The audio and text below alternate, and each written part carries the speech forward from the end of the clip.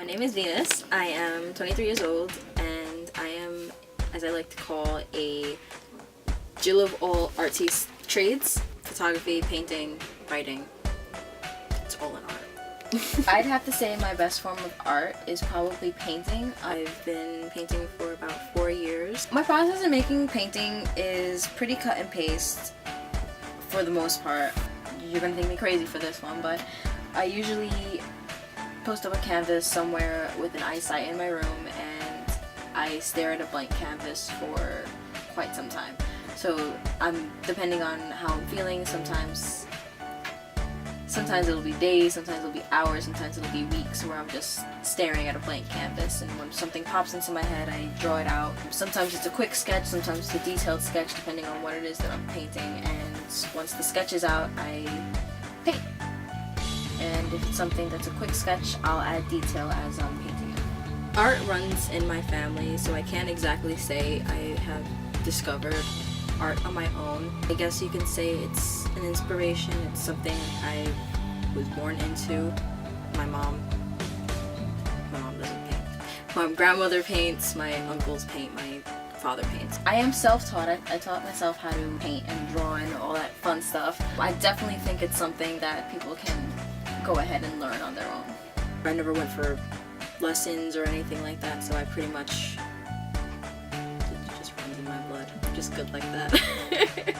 I consider art to be both my job and my hobby. I do it for fun. I do it for stress relief reasons and things of that sort, but at the same time, because I sell my artwork, it is a job.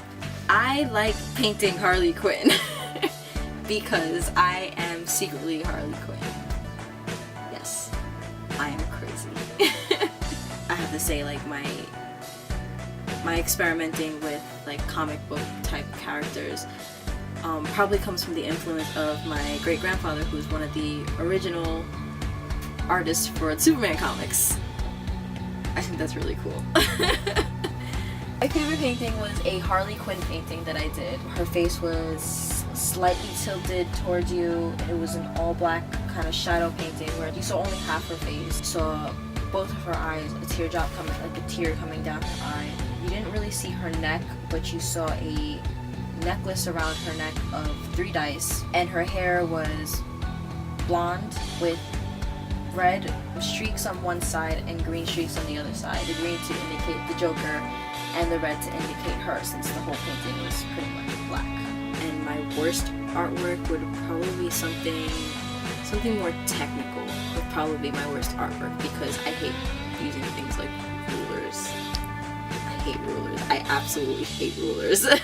I definitely do have a lot of support when it comes to my artwork. I always, my mom is always taking me to get my art supplies when I can't afford them myself, or she's always mocking my artwork, which I greatly appreciate. It's constructive criticism. My friends are always, whenever I need suggestions on what to do, what to paint, I always have people out there that are giving me ideas or suggesting different things. Me personally, no one's ever had to pressure me on getting a real job because art has always been like my side thing. It's never been my main income.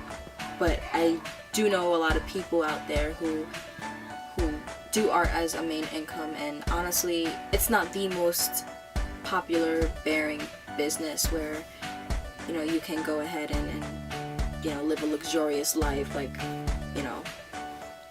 as if you were like a lawyer or something of that sort. But like I've mentioned before, art comes in all different forms. So for somebody to sit there and say you're an artist, get a real job, I think is bullshit. Because people don't turn around and tell an architect to go and get a real job because they're the ones designing these houses and designing these giant fucking skyscrapers and shit. So I think people who pressure other people on that need to shut their mouth and just go somewhere. My experience as an artist has been interesting. I've learned many different things painting, and not just in the forms of painting, but I mean like about myself and about the world out there. So I mean I love the experience I've been going through with art. Life without art I imagine it would be one of those really simple, old school Mickey Mouse cartoons where things had no design to them. So,